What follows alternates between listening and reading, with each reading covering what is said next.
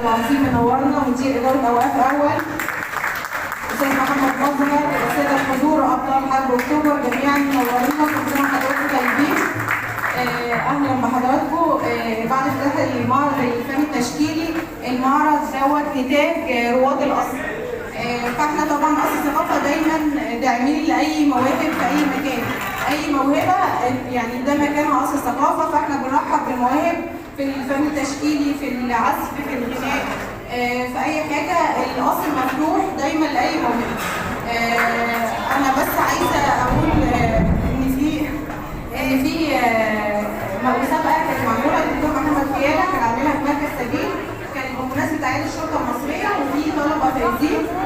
فهنسلم دلوقتي الطلبة اللي فايزين في أبحاث عن الشرطة المصرية، وأعياد الشرطة المصرية هيسلمها الأستاذ الدكتور عيد بربع والأستاذ ناصر. اتفضلوا. السلام عليكم، كل سنة وحضراتكم طيبين. حضراتكم موجودين دلوقتي في معرض فني تشكيلي بنظام مؤسسة ثقافة في الدوام احتفالا بأعياد الشرطة المصرية. المعرض زي ما حضراتكم شايفين، المعرض نتاج ورش رواد القصر في الفن التشكيلي.